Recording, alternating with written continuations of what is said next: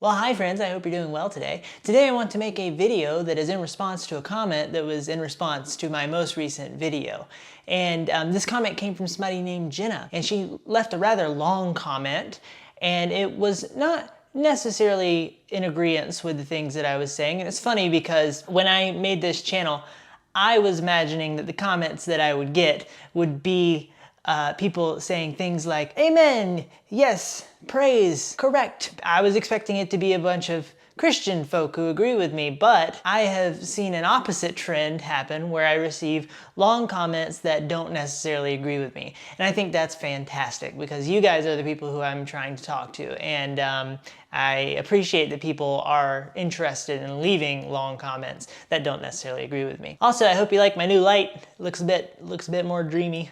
It's like directly behind me. This effect might go terribly wrong, I don't know, but we'll hope for the best. So the video that this person, Jenna, commented on was about church hurt and distorted theology and deconstruction and how those things go together. And first off, I want to say, Jenna, thank you for leaving this comment. I'm happy to hear and learn from your perspective. And my hope is that this wouldn't be a bash fest. It would be a love, gentleness, and truth fest, which I think would be a good theme for like a festival, right? Like a physical festival that people would go to. There would be corn dogs and confetti, just family fun. And there's nothing wrong with that. Although I personally would prefer a gluten-free corn dog. Now, Jenna, at the end of your comment, you did say that you felt like I was exhibiting some defensive body language in my previous video. And we'll get to that at the end, but I hope that you don't feel the same about this video this time. And also I wanted to mention that there was a general overtone in your comment that I generally agree with, and that is that when people decide to leave orthodoxy, and church hurt is involved, there tends to also be involved questioning, that they tend to go hand in hand. I did mention that in my previous video, but I wanted to reiterate that. And finally, for the pre-comment points, I actually decided to change the name of the video, and the comment had a lot to do with that. I changed it because I felt like I wanted to give it a name that fit a bit better what I was trying to get at in the video. With all of that said, this is what Jenna writes. In my experience, people who get church hurt don't leave Christianity all that often. They go somewhere else within Christianity. Yes, a lot of people who get hurt in one church decide to go to another church, or they decide to go to a different denomination.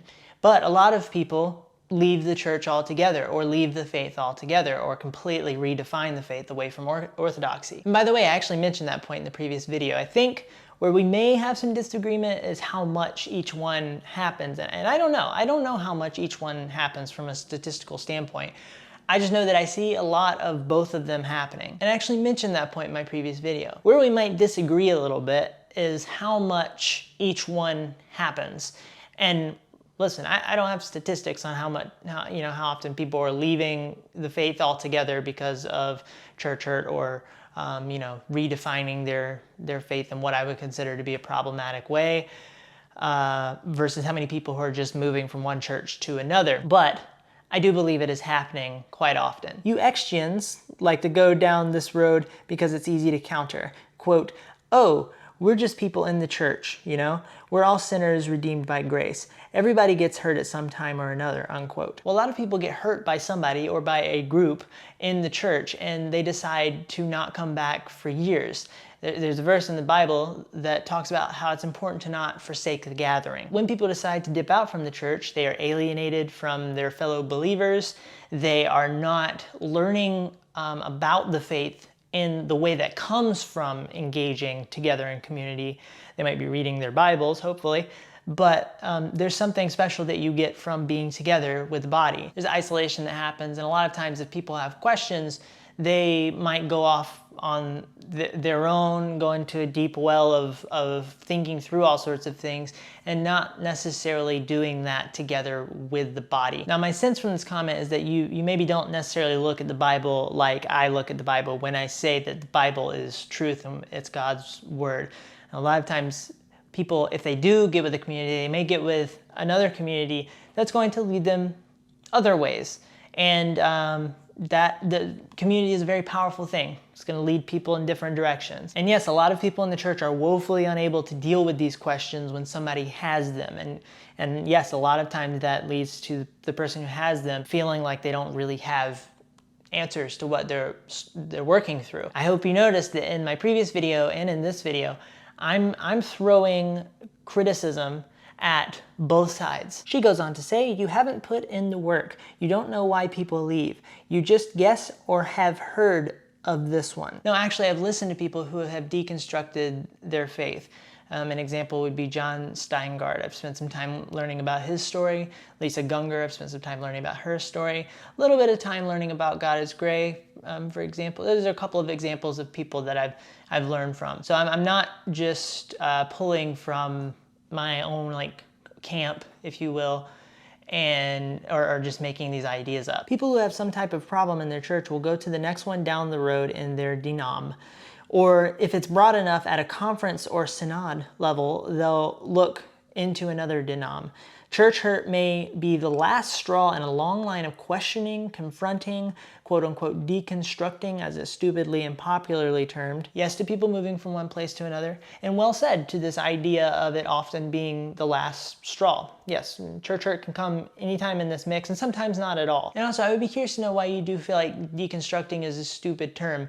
I understand there's a whole history behind it, but it does seem like a pretty decent explanation of what is happening in people. You say it's relational hurt paired with distorted theology. Now you're trying to outgroup the leaver, and in parentheses, she says, they didn't have enough faith, they never were a real Christian, they had a bad theology. Do you know how many times I've heard this? By the way, you just indicted Christianity at fault for someone's poor theology. Quote, when they're not taught, unquote, whose job is disciplining? Not the disciples, it's the churches. Close parentheses. Okay, so you say that people say that they didn't have enough faith, they never were a real Christian, they had a bad theology. Do you know how many times I've heard this?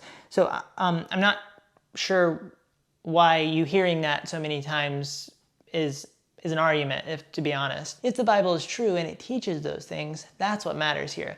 And also, of course, people will deliver these types of messages in ways that are not necessarily always accurate and not necessarily always maybe the best way to deliver them. I understand that these things can be hurtful to people who have deconstructed.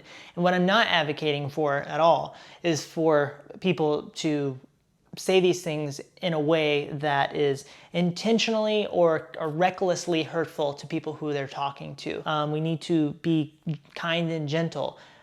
But that doesn't mean that, like I said, if these things are true, we should not be sharing these things that are true. That is the loving thing to do. In this conversation, I think an important element is the idea of saving faith, and if somebody does or does not have biblical saving faith. Now, it is true that many people who leave the church and leave the faith never were in the faith to begin with. This is a biblical idea. But I'm not interested in making that decision. God knows the heart. But I do think a warning is important. Now, to the bad theology idea, I would call not believing in God because you've experienced suffering and you can't figure out how to reconcile that with the idea of God you have in your head, bad theology. Or claiming that God affirms sex outside of marriage or affirms homosexual relationships, bad theology. Or that there are other ways to God besides Jesus. That's also bad theology. Now, you may not believe the Bible's teachings on these things, but if you're being consistent, it's still bad theology. Now, you say that I'm outgrouping people. I'm simply saying that there is a distinction between biblical Christians and those who have decided to reject biblical orthodoxy because that's not biblical Christianity. Now, you say that I'm indicting Christianity. I'm not, and this tells me that you don't actually understand how Christianity works. Christianity is not this, I'm not adhering to Christianity as like the group of people or a sort of, Roman Catholicism, papacy type leadership system. I follow the Bible. I'm saying that it's very important that the church teaches people these biblical truths, and a lot of churches aren't doing that. But that should happen from the pastors, that should happen from the leaders, that should happen from other believers, all the way around. And you continue by saying, no, leaving is the final scene in the third act. To leave Christianity, someone has to have already arrived at certain conclusions. Well said. Maybe they've prayed hard. Quote, God, if you're true, show me, unquote. Or they've worn out their Bibles and references, studying and seeking more faith, as if there is a such thing. Faith, by definition, is an on-off switch, not a matter of degrees. God, if you're true, show me. Yes, that is tough. I've had many doubts. And yes, I've prayed, but I've also sought out evidence for Christianity. That has been extremely helpful for me. For anybody who is wrestling, there are answers other than have more faith to questions that you might be wrestling with. Now you say faith is an on-off switch. I would just say that God gives us faith that grows over time if we're a believer. They've tried to stick it out. They're afraid of what the Christians will do to them. But at some point, it gets harder to stay than to leave. Please do some actual homework about people leave instead of riffing on something you heard other people in the church talk about. P.S. Study your video for your body language cues. You do a lot of assessing and defensive posture in this one. Now you say that I'm riffing on what other people have said.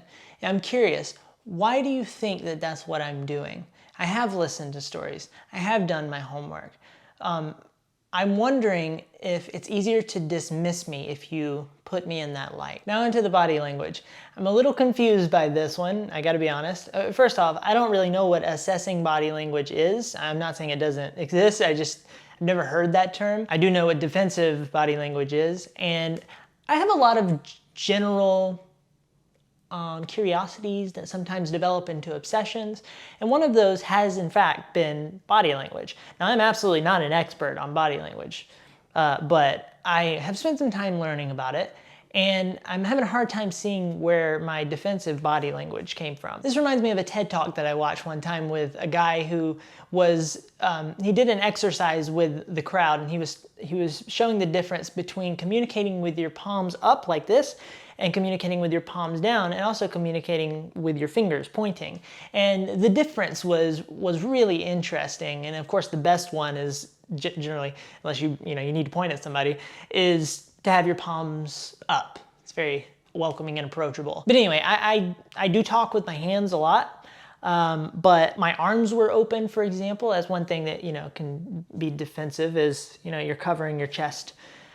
Or perhaps you're cupping your hands, you're hiding your hands, or putting your hands together, doing something strange with your hands. I don't think I was doing that. I wasn't covering my mouth. I wasn't angry. I wasn't aggressive. And I'm curious, who was I being defensive towards? Do you think that I have animosity towards those who have left the faith? Because that would be another unfortunate assumption. I'm here to love people and help people, and I hope that I've represented you accurately here, and I would appreciate the same from you. But I'll leave it there. Thank you, Jenna. I wish you peace and blessings. Same to everybody else. And comments are welcome. If you like this video, the like button and subscribe button, please feel free to use those. I would very much appreciate that. I hope you guys have a lovely day. I hope this was helpful to you. Goodbye.